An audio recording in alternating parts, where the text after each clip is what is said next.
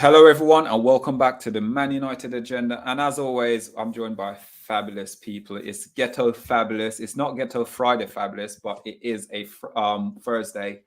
And it is so nice to come back. And Brush, we are waiting for you, by the way. He's dropping his popcorn, but we are actually waiting for Brush as well. But guys, listen, I'm joined by a fabulous panel. Pat, sir, how are you doing, as always? Fantastic, guys. Fantastic. Delighted to be here. Yep. Matt, it's been a long time since I left you, without a doubt. Step 2. Been a while. Thanks for having us back on, mate. Enjoying being here with you guys, and we're going to talk some interesting stuff. So yeah, let's crack on, right? Interesting. I don't know if they're going to be very interesting, to be honest with you, Matt, because I don't know how I've not really watched the channel that much, but it is coming up our 2-year anniversary. It is our 2-year anniversary this week. And Matt, part of the reason you're here, sir, is because you've been on a journey for nearly the last 2 years with us. A lot of people may not know that, but listen, we're here with you now. You've been here since 34, 35 subscriber? Yeah, maybe even below that, mate. 32, I remember. Yeah? 32, yeah. Let's be cool.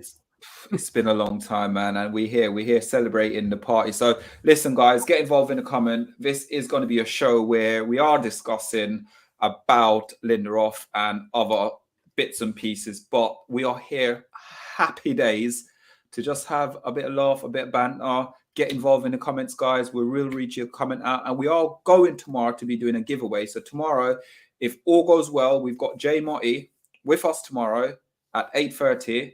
And we'll be doing a giveaway of the merchant. So the first one, I'm going to be giving away 11 of these tomorrow. 11 of Freds to win the Premier League. World class. You won't be giving away 11 Freds. You'll be on your backside. There's going to be Martinez is going to be 11 of them. Sorry, Matt. We got you. I'm just the only mug here for myself, yeah. No, but on a real though, yeah, we are going to be giving away some bits and pieces tomorrow. So guys, make sure you get involved in the chat to celebrate the birthday. But let's go, because I want to have a little discussion about a couple of things, but just make it a nice, mellowed out show. And it's the whole prospects now with have Victor Lindelof serve his purpose at Manchester United. Before we go there and start discussing it, Pat, there's quite a lot of comments regarding Lindelof, and I didn't think we'd have a lot of stuff to do with Lindelof, really. I'm going to put you on big screen as well, Pat, whilst you're reading these comments out. Yeah, no problem at all. So we have HD Gamer saying that, he's like The Rock saying he's back since 2012. He said, did anyone see what happened in the Ineos power plant in Texas? If I speak, I'll be in big trouble. Don't get us in trouble, HD Gamer. Good evening, people. Good evening, Bill Baggio. Colin saying, big up all. I hope everyone is well. Colin, we hope you are well. And HD Gamer saying, is Mr. Broccoli here? I wouldn't say Broccoli here, but Broccoli is here and he's in the chat, causing mayhem as usual. And lo and behold, we have Ed Mayhem in the comments saying, big up to everyone. Hope all is well. And Lindelof personally is a good squad player. Now, we threw out a little message there to say, where away had our little brushy gone? We missed him and his popcorn. He's always hanging around the chat with his popcorn, whether he's on or not. So, we have HD Gamer saying, I think we could get a decent price for Lindelof. £50 in this market is the cost. £50? No, I'm only, 50 I'm million. Joking, 50 million. I'm joking, HD Gamer. It's 50 million. HD Gamer said, it's Brush. Brush is saying, I did not drop the popcorn. Jeff Vegzo is saying, big up all. What do you think of all this madness? Well, I have to say a big shout out to our financial man, Rebel, this week. He's been cracking the shows out this week. And he's the top dog for all the financial information. So big up to him, and let's hope he does a good job now for the rest of the week. And if there is a bit of breaking news later on, he will be in. And they are back at 10 o'clock tonight as well. Mr. B and Rebel are back tonight at 10 o'clock as well. Even tonight? Yes, they will be talking transfers. Whoa. Look at that dedication. Brush, you didn't send me the link solo. It was on the back of your popcorn. I did send a link to him. If he's watching, the link was sent to Brush. Go on out of that. Bill Baggio. Yo, Jeff, You know what I've done? I've done the same thing what I did with you. You sent me email address, did you? I sent Brush, I apologize. That's all right. We'll let him aware. Right thing. You sent him the right thing. It's fine. It's the invite and the link. See, we're getting it wrong. It's not your fault. That's it. Look, we're doing this 2 years and nothing's changed, guys. That's the way. That's why you love us. All right. Jeff Eggs saying big up the solo, Pat, Matt, and Brush, big up. We have Mr. B saying, yo, Matt, long time. Long time. Back in them days in band camp. Can I tell you a little story about the first person I met off the Man United agenda in person was Mr. B. He was waiting outside a station in London. You might Ealing Broadway. Ealing Broadway, yes, Ealing Broadway. So that's where we are, man. Oh yeah, we did. We all met there. Right, this is really cool. Then he had a pack of donuts in the car, just waiting. And I was like, this is brilliant. Jam donuts waiting for me, like in the morning, getting in his car. And it was brilliant. Mr. B's like a good host, trust me. Yeah. Is there something I can't? Brush is here, but I can't get Brush on. Is there anyone can get Brush on? You have to turn your camera on, Brush, otherwise it won't let you in. Take the popcorn tub off your head. Well, yeah, I saw the mute thing come down and I thought it was me on mute. The easiest way to solve this is if he turns his camera on. We had this trouble with bath time the last time, and I can't figure out how. I can't remember how we did it. But Michael Hill is saying, I think 50 mil might be a stretch for Lindelof. 35 maybe, or 30 if we include Maguire with him. That's called a double deal that we wish would all happen. We can't get rid of both of them. Yeah. Emma Kay saying, nah, the FA is just taking the piss now. Is there a third time or something there after us? We'll come back to that now, Emma. We'll get into that shortly. Can I say, sorry, Brush, is it okay if you log out and log back in again, Brush? Because I physically can't get you on. It's not allowing me. Oh, thank you. Log in, log out. Yeah, go on. All right. So Ed Mayhem saying, whoever doesn't want the cup with Fred on it needs help. Errol needs all the help. Emma Kay saying, Jeff Exo, it's absolutely ridiculous. And she's saying the same to Ed Mayhem saying, I've always needed help. Okay, so we have Bart in here. Bart, you better not be setting me up because I haven't had a chance to read this. You know, I need to at least get rid of at least 6 or 7 players, including Victor, to get another 5 in. I do agree with you, Bart. I just don't think it's going to happen all in a fantasy football pace. I was 2 miles from there yesterday. It was a maintenance issue. So Jeff's talking to HC Gamer about something that happened in the Ineos plant. We have Bart saying Victor has been a decent centre back, to be honest. Physicality and pace were never his forte. Buddy has been he's been decent with the ball. 15 to 18 million is a decent shout. Bart, we're going to come to that now in a minute, but that's a fair comment. And then we have HC Gamer saying, Solo, get the broccoli from Mr. B. I'm going to just get to these last few comments and then I'm going to jump off. And then we have, in hindsight, you know, you should have bought Ruben Diaz, not Lindelof and Benfica. There was a few hindsights, Bart, if it was to recall, when we go back. 18 million for Lindelof to get out of here. That's fair enough. Colin saying we need a cup, but double ganger on it. Anthony, that's fair enough. We might have to charge you extra for Anthony. With Paul Mitchell's imminent departure from Monaco, United should move quickly to snap up the Mancunian as he could have Michael Edwards like impact. I think if we'll come. I like Paul Mitchell, but if he was going to come, we would have got him around the time when Ralph was trying to poach him and get him in. Robbie Norman, what about Ferguson's last night, Pat? That small bone looked good. For anybody who doesn't know, Ferguson lives down the road from me in Bettystown. He's a Bettystown born and bred lad. So I'd love nothing more to see him, man. And we haven't had a good Irish player in the United team in a long time. Even on sub Vince, it says evening. So that's all the comments for now, guys. Thank you, guys, for everyone liking, sharing, and subscribing. And there's big news, guys. Huge news. If you guys go onto the link in the description, well, not on the link in the description, but the link at the top, we now officially have got the Man United Agenda shop open. So you can get your merchandise from the Man United Agenda now. Can't see the link, but I think when you click on the link, you see a picture of Errol at a little stall.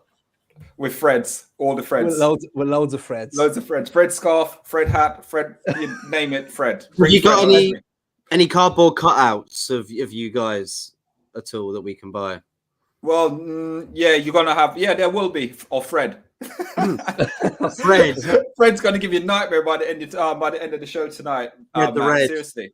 But like we said, we're going to talk a little bit about Fred. We're going to be talking about a little bit about Lindelof. We also want to have a discussion as well about, technically speaking, we all said we're meeting Ealing Broadway, and again we can revert back to that as well. But guys, Fred, massive servant for Manchester United, I believe.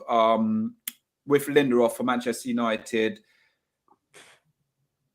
in my opinion, no one needs to really agree with me, but I don't think he's been bad for Manchester United. I don't think he's been one of the worst players for Manchester United.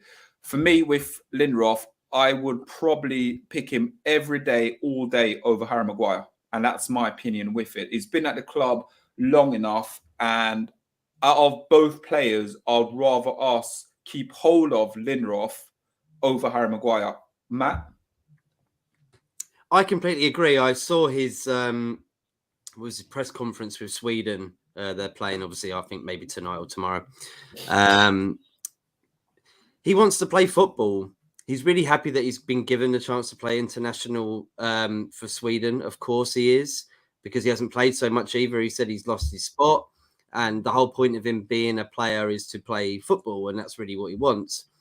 So I think for him, it would be a good thing, because I think Lindelof's a decent guy. He's not really done anything wrong, is he, in the media or the press? He's not really upset any of the fans, really. Maybe on performances, but nothing really else of anything else like Harry Maguire has. So I agree with you on that fact that I think I'd rather see Harry Maguire go first than Lindelof, because I think Lindelof's been a better servant when he's had to play those games when Martinez or Varane hasn't been available. He stepped in, he's took it on. He still is the international. Maguire is too, of course, but I still can't compute that. He's still playing international. So, I don't know. I'm like 50-50. And because of the takeover situation and that, and the fact that it could disrupt our summer transfer window, I feel like just pushing the players out. That we've been needing to do this for so long, and we're finally doing it at the wrong time. Does that sound right to you guys? Yeah, it sounds. Matt, let's go to Pat now. Pat, with the whole thing with Lindelof, again, you don't hear too much of complaints from Lindelof. Like Matt said, he just gets on. He's just like a modern day professional, where he just gets on with what he does, isn't it? He wants to try and get back into the team. And I think when he does get his opportunity playing, I don't think he does anything wrong whatsoever. That's my opinion as well. I like Lindelof. Do I want to sell him? Not at the moment that I want to sell him. I wouldn't be selling him until we bring somebody else in. There's other players in the team I'd like to get rid of beforehand. Don't name Fred. No, I have to stick to it. We have to stick to the defensive. We can't be talking about the rest of it. Otherwise, we're going down a wormhole, all right? So it looks like don't throw a missile into a bunker that you're not bothering with. yeah. So it looks like Axel Tuanzebe might be going to Stoke if he's not already gone. Eric Bailey's going to be coming back on loan, which we need to kind of get rid of him, because I can't see Eric Ten Hag taking to him. And even if he does, sure, we all know he's a sick note, and it's too frustrating to have that back in the team. Yeah, Phil Jones. I think Phil Jones is just going to see out his contract, and that will be the end of Phil Jones. So I don't want to say any bad about Phil Jones. He's been a good servant for the club. And then we have a 28-year-old Victor Lindelof, and we have a 30-year-old Harry Maguire. Me personally, I would prefer to get rid of Harry Maguire over Victor Lindelof. I think there's too much of a circus at the club about the captaincy, about should he be playing, should he not be playing. So Victor Lindelof, for me, a 28-year-old Swede, has some good years left in him. He's not my favourite type of defender. As you all know, I am a Martinez man. I love Martinez because of his character, his aggression, the type of player that he is. Even though I really rate Varane highly, Martinez is just my style of defender. Now, what I would say is about Victor Lindelof is he's more versatile than Harry Maguire if I was to keep one of the two and not sell. So I probably think that we'd probably get more for Harry Maguire with the whole English tax as well. Not that Manchester United have a great record of selling players, but I think we probably would get a bit more for Harry Maguire than we would with Victor Lindelof. Victor Lindelof is only currently ranked as 15 million to sell at the moment, from what I can find online. Whether he goes for that is a different story. But would I keep Victor? My answer is yes. I'm looking at it as well, Matt. Obviously, looking at say Inter Milan, AC Milan apparently wants him, and Atletico Madrid want him as well. Under Simeone regime and probably AC Milan, he would probably perfect fit for those clubs because, again, I'm not saying he's slow, but because of his style of play, he would suit those clubs perfectly. He would, mate. It'd be good for him.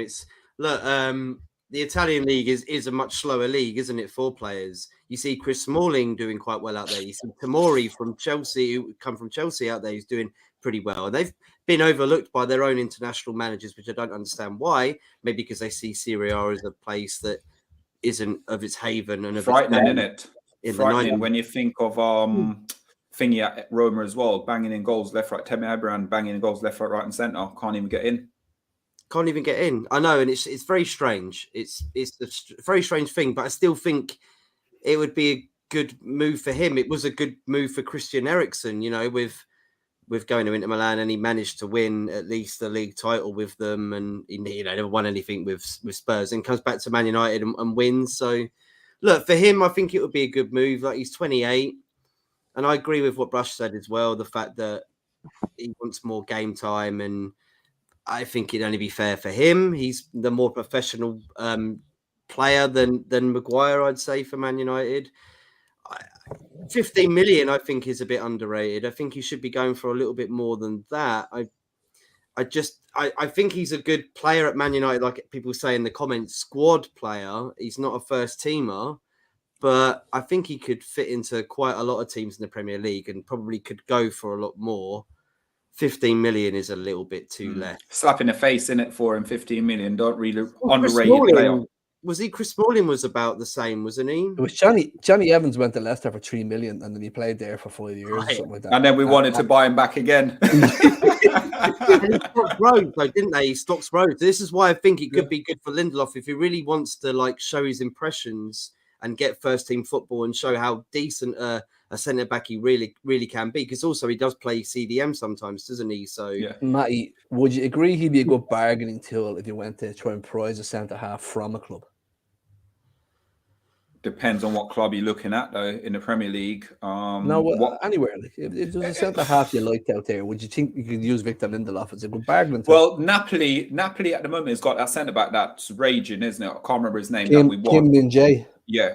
Could it be a case of we go bargain with him to get him at Manchester United? Because they only paid something ridiculous for him as well, like about 15 million, or if that they paid for him. Now his valuation. We'll give him 200 million plus Lindelof. I'm guessing you want someone who's not going to take the places of Varane or Martinez, or do you? Is that going to cause confliction, having someone on the bench who feels exactly like Lindelof does and like Maguire does? They probably want to play first team football, and they're having to reflect in the summer whether they have to move. Lindelof's not a first team player, and he still wants to move. So if you bring in someone who is already playing first team football and put him on the bench, he's already the player that hasn't even been asked is already looking at Man United's defence and going, there's Varane and there's Martinez, and they've both kicked a storm in the Premier League this year. So is it going to be difficult for me to get in, or is that going to be possible for Man United? You know what, Matt? You made a great point there. But for me, as a footballer, it's all about competition. For Manchester United, I only want the best for Manchester United. You know what it's like, though? It's player power these days. Players play but I think under Ten Hag, though, I don't think it's going to be anything to do with player power because he controls them. So at the end of the day, he'll pick the strongest team out there. Pat, again, I don't know if you agree, but what Matt said is a great point. Like, certain players might look at it and go, I don't want to go do this, I don't want to go do that. But it's about fighting for your places, isn't it? Well, that seems to be the attitude that he's building there at Man United at the moment. He's playing every player every single game. We're looking at the starting lineup each week and going, he should tweak this and tweak that, but he's not doing it.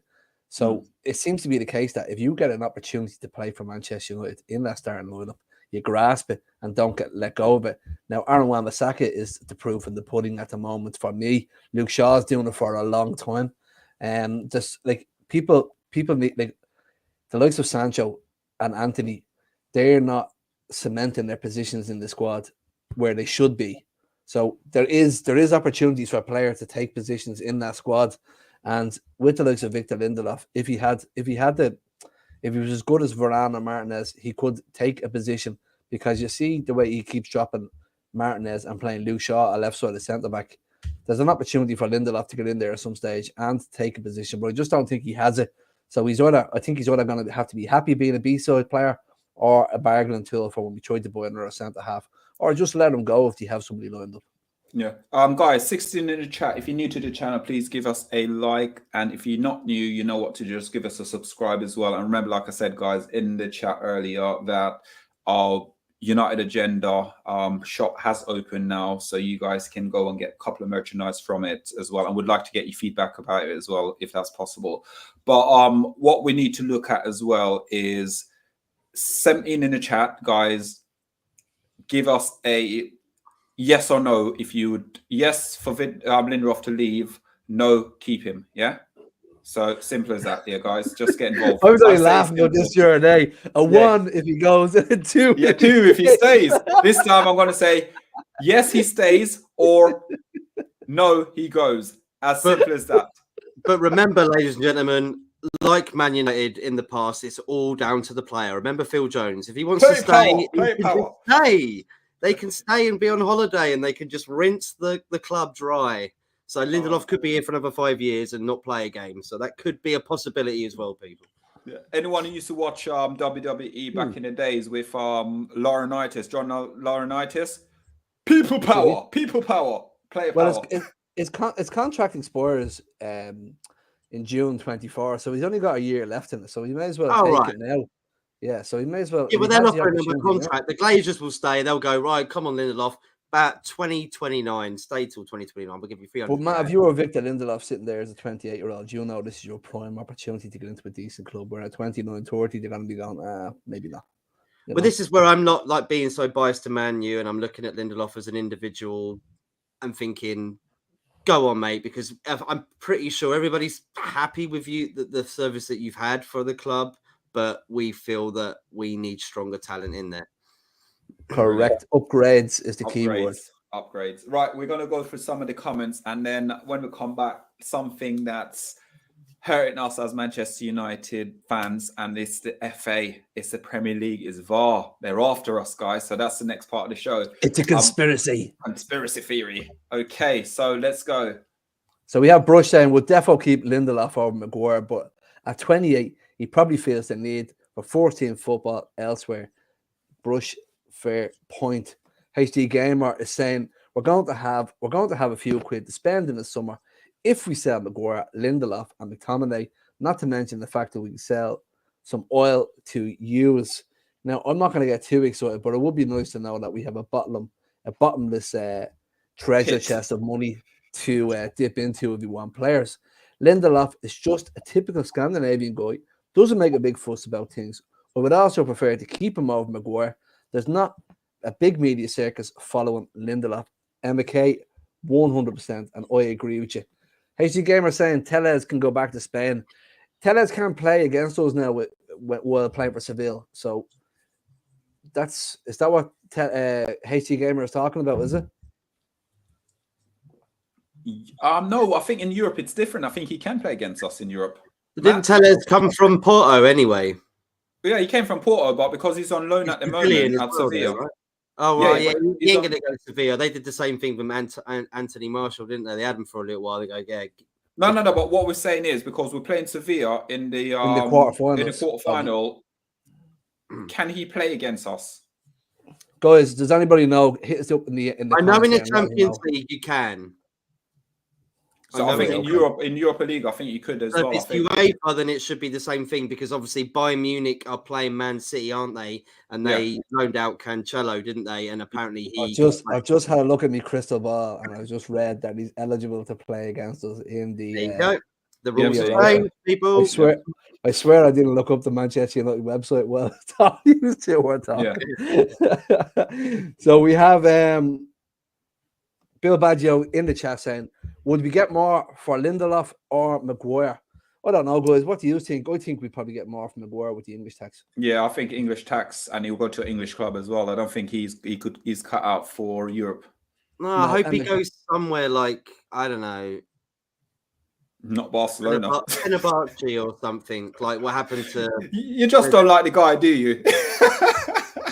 Fenerbahce. I never really did when that incident happened in Greece, mate. And it's not necessarily that I blame him for it, but I just felt like this guy's just going to be a bit dodgy for us. Yeah.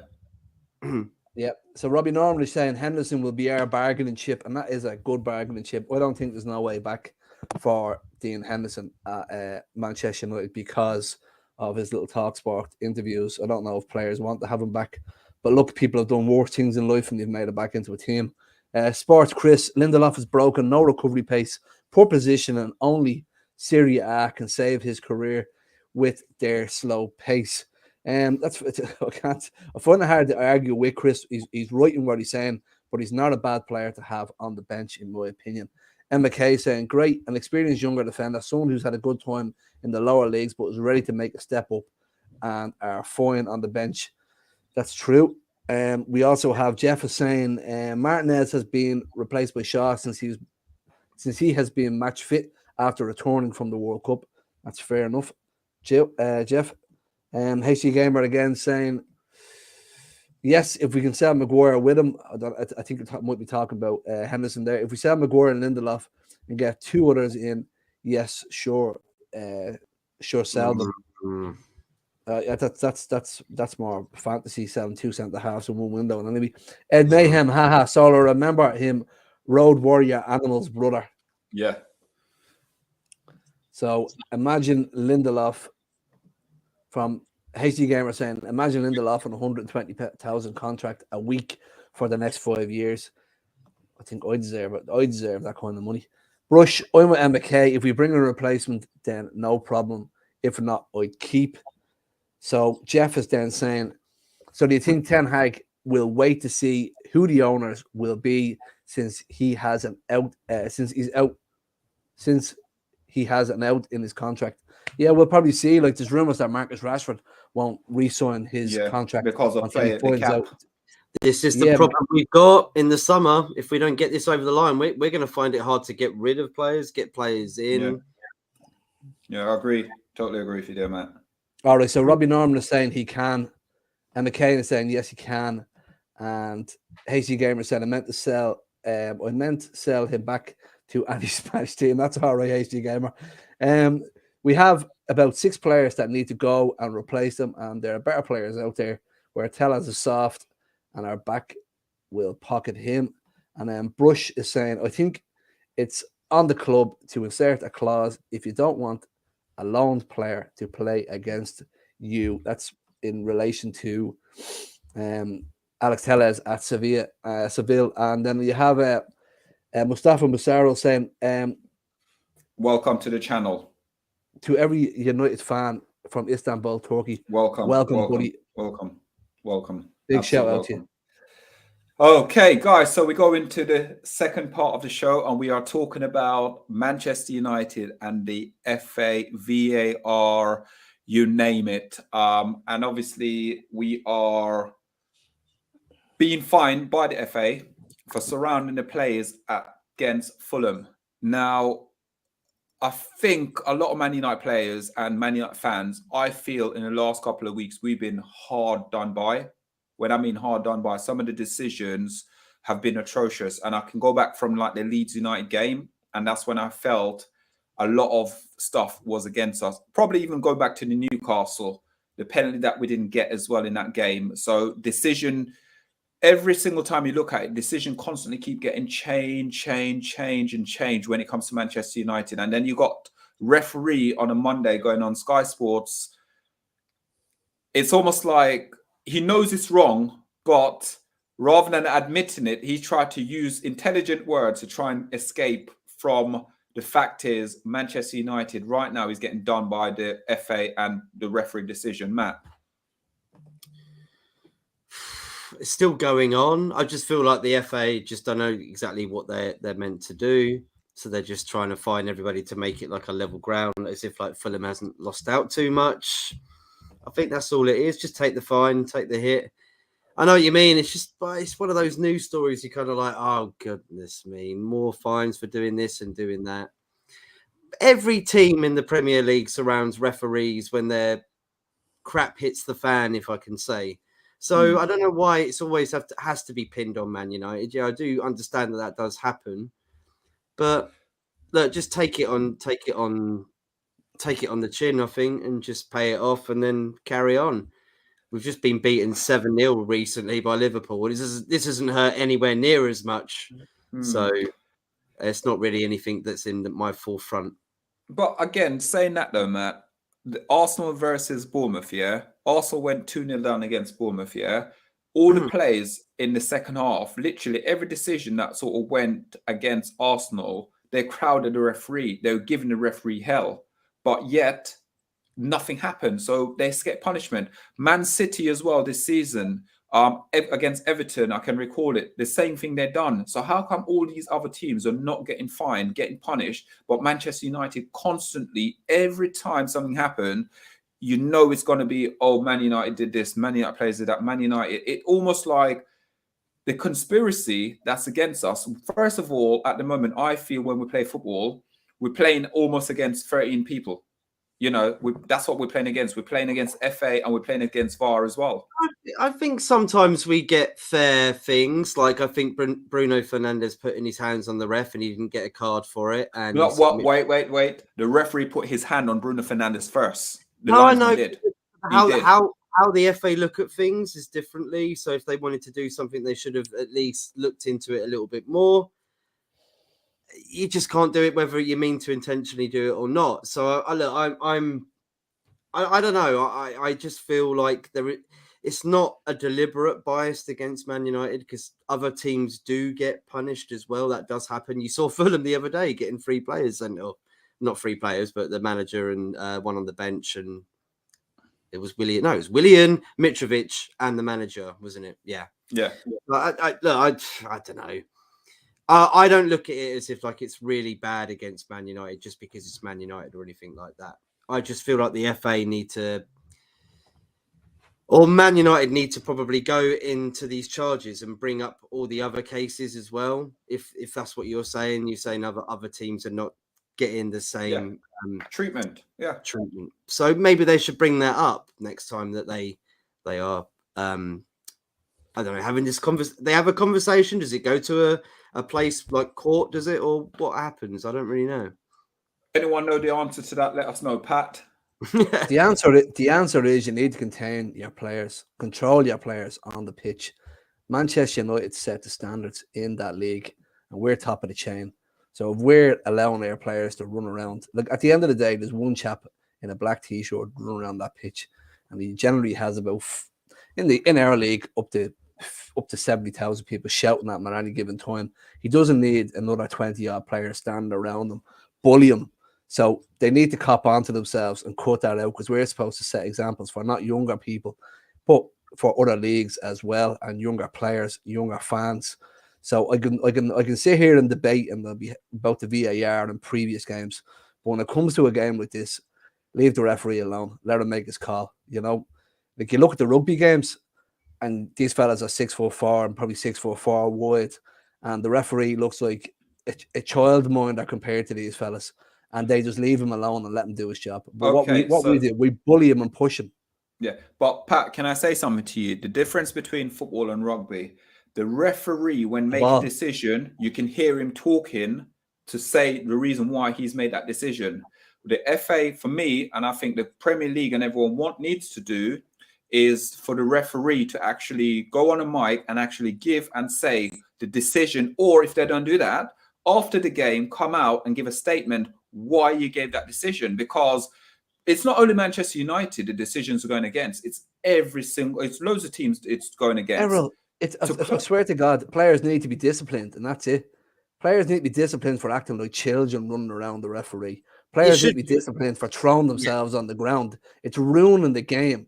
We have a bunch of Neymar is throwing themselves around the pitch at the moment. If I watch a game of football with my father, he nearly courses the television off the wall from watching players throwing themselves around the pitch. It's modern day Men. football. It's modern Yeah, day but football. knock it And out. modern day It's Knock been it football. out there with for a long time. They've done it for a long time. Yeah, it's modern day football. Not knock back it in out the with days, man. Not back in the but it days. needs to stop, because what the thing is it's giving grassroots football, and the kids that are playing football, they're looking up to these people and they're going that it might be all right to be able to do that. You see kids these days, they're doing that, like they're covering their mouths, chatting to the people as if that people are going to see what they're saying. But do you think though, with it, like, I can get what you guys are saying about people throwing themselves down, but if the Premier League, the FA, and say UEFA and all those big sort of guys actually sit there and say, right, we're going to stamp this out. If you do this, you're going to get booked for that. If you do that, and make an example, because each week there's different version, a different situation that's going on. And it's almost like what Ten Hag said the other day, it's almost having a clarity. What is what are we doing? You know, make it fair, make it right down the line, rather than this week we have that decision, that week we have that decision. And then what you might then do when it comes to the players, you find the players, they won't give sort of, you know, right, you dive. Bruno Fernandes, dive. Right. Go back to VAR. You know it's a dive. You're booking for it. Next week, he ain't going to do it again, is he? Is he not? Well, because if you keep making an example of them, by the time you do it I twice, think you we've get had sent that off. though, Solo. We've seen that so many times where people dive and then they carry on doing it again, and other players are looking. There needs to be more authority, Matt, and the referees need to be given a certain level of respect, and that's the bottom line. And if the players are hitting the pocket, they won't do it again. I think they've been better on challenges. Like they're allowing some challenges that, you know, a couple of years ago they would have been straight reds, and they're like trying to let the game flow on a little bit better. But I still think, like, with situations where players are going into the referee, like trying to change the decision because they're overcrowding him, it's preposterous. He's a referee. If he's going to make the decision, he's going to make the decision. I don't know if anybody saw the game the other day where Wolves, they were playing somebody, and Adama Traore stopped playing because he thought, well, I've got a tug on the shirt, so where's the ref? Why haven't you called for that? And he didn't call it. And then you play to, in stuff like that, you play to the whistle. You got to play to the whistle. You got to play to the referee, and he did not whistle. So don't be looking at a referee going, well, come on, mate. Like, come on. Like, you can't be doing that. He doesn't think you are, so you carry on running. You got to try and tackle. And I think that's the problem, is the fact that the authority of the referees, people think that they just could just sort of look at them and go, that's a foul, ref. Like, and then just stop playing football. Like, you got to carry on. And I just think that the overpowering of referees these days, I agree with a lot of people. They should make Dwayne "The Rock" Johnson a referee in the league. That's what they do. And they see, Warrior. It's all about the Homo Warrior, boys. It's all about the Homo Warrior, Legion of Doom. Bloody lion from the safari. Legion of Doom. Let them come out and let it be a two-part referee. I tell you one thing, they wouldn't open their mouth quick enough. Yeah, listen, Legion of Doom, mate, or the APAs, mate. Get some protection in this building. Right, we're going to go through some comments, guys. If you're new to the channel, please give us a like and subscribe. If you're not new, you know what to do. Just give us a subscribe. MK saying they are... That's all right. I'll let you out. MK saying they're literally just trying to get Mitrovic away from the ref, but Maguire was still up in the face, though. It is indeed MK. So when are we going after the FA ourselves? They haven't behaved well either. Jeff Fagan said, at one point, there was 5 United players up in the referee's face begging him to check the monitor. Let the man do his job. That's what the monitor's for. We have Jeff is saying, Bruno's situation was completely different, and AR was, imagine that's VAR, was not even concerned. If he was concerned, he would have contacted the referee and dealt with it. Like, if I was Chris Kavanagh, I would have just walked off the pitch and go, you gotta let me do my job. We have Rebel saying, even Jens Lawless, how did you get home from work? You can't be asking that kind of question when I'm on a show, Rebel. That's taking up for authority as normal. You know the score, bad time. Jeff saying, would love rugby rules in football.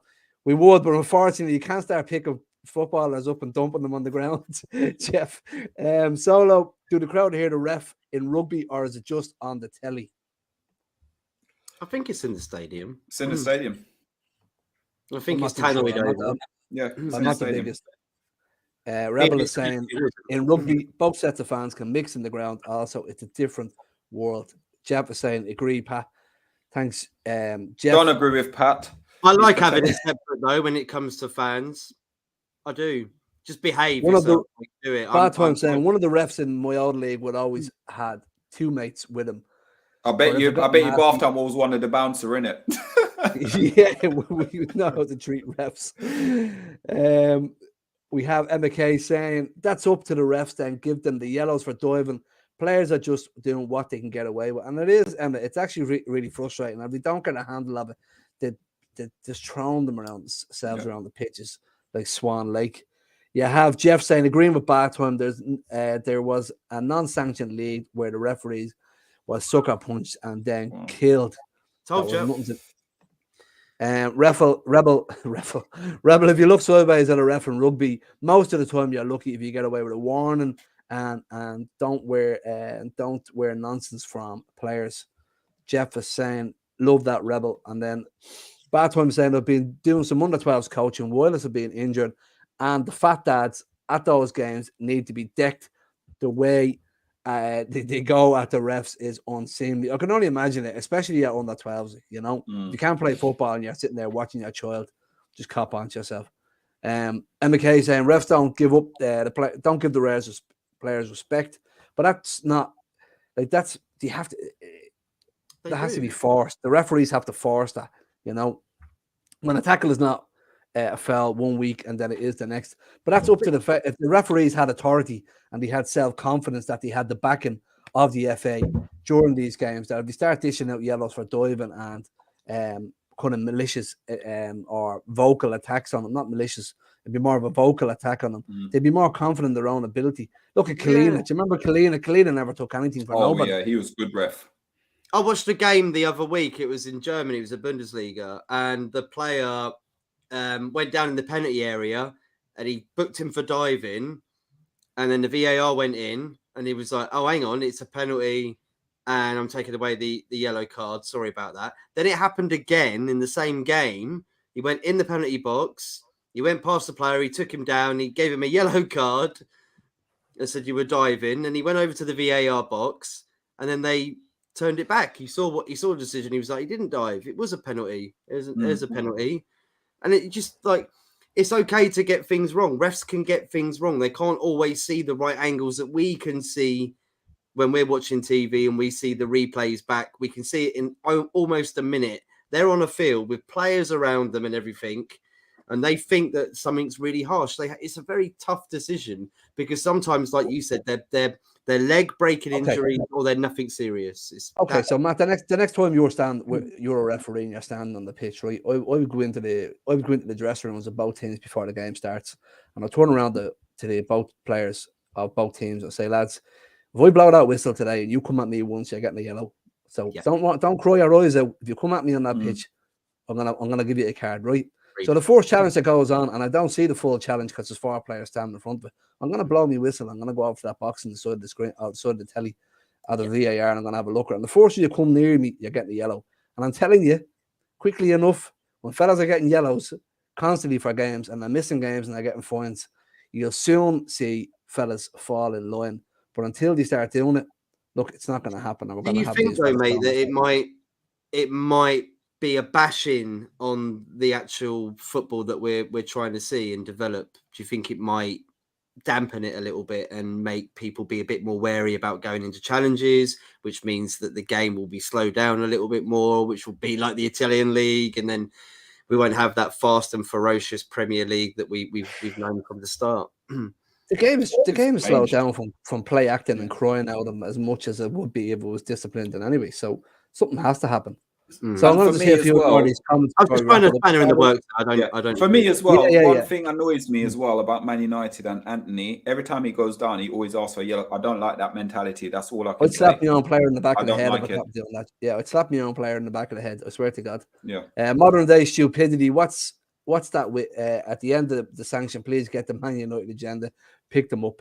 Bartweb saying the rules of the game are subjective now due to directives and that.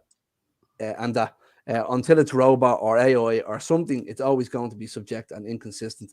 But that's only because they're only human at the end of the day. Yeah. Ref needs to fix it up, and the way to be taken seriously. The reffing in the Prem is absolutely ridiculous. Agree. Jeff is saying, sorry, I'm a referee. So the linesmen are assistant referee for about 10 years now. And Rebel's in the house and he's saying, Solo, where's your Fred Muck? Get that bad boy up there again there, Errol. Fred. There you go. But guys, got Shakhtar the next shirt on. He's that good. He's got you that's FTB. Fred wearing the Shakhtar the next shirt. That's he's wearing the best shirt in the whole wide world. He's wearing the best shirt in the whole wide world. I'm like a NASCAR driver with my cup in my hand and my Man United agenda jumper on. So guys, listen, England are playing now. So we are going to jump off now. And then we want to say a massive shout out to Matt. And guys, we got, if all goes to plan, we have Jay Motti on tomorrow night. So that show isn't going to be your normal show. It's going to be absolutely mayhem because when he comes on, that's what it normally is. And then we've got, thank you very much, sir. Thank you. And then Rebel is saying they're taking over at 10 o'clock as well. So guys, make sure there's another show at 10 o'clock as well. It's gonna be a bit of a Michael Hill is saying Zaha has been diving for years. Yes. In the Opta Index, when it comes to fouls and stuff, he's always top every season, him and Kevin De Bruyne.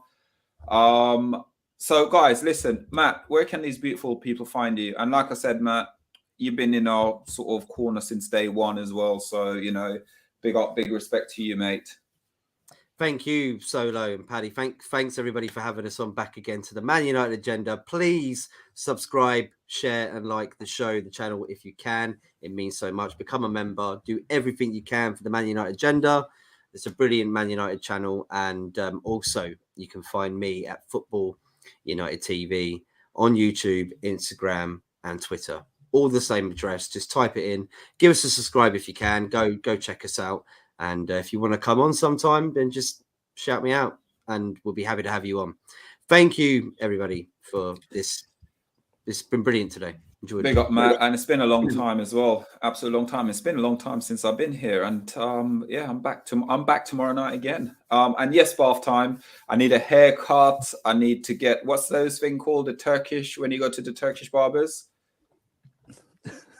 No, like they do the, is it the when they sort of like wet shave or whatever you want to wet call shave. it. I was gonna say, I don't know, like that whole grooming sort of things. I'm gonna sit there and I'm gonna go get one tomorrow just for when Jay joins us. So guys, listen, it's been absolutely fantastic. Thank you so much for all the contribution. Thank you, Matt, for being on tonight. Pat, as always. Dave. Okay, so Dave is saying, guys, if you want to go and check out the Man United Agenda. Oh, there you go. Hot towel. There you go. Andy Herbert's got me there. Thank you, sir. Go check out the Man United Agenda shop. It is live now. And like we said, we'd like to find out and get some feedback as well from you guys. So make sure you're liking, sharing, subscribing. 10 o'clock tonight, you got Rebel and Trouble Broccoli, Mr. B in the building. And Brush, apologies that we had issues for you coming on as well, but we'll definitely get you on either later on this week, some point, or next week when you fancy coming on, mate. You know, it's always when you get yourself some more popcorn. Yeah, guys, from us. Oh God, I was going to end something there. From us tonight, guys. See you at 10 o'clock tonight. Good night.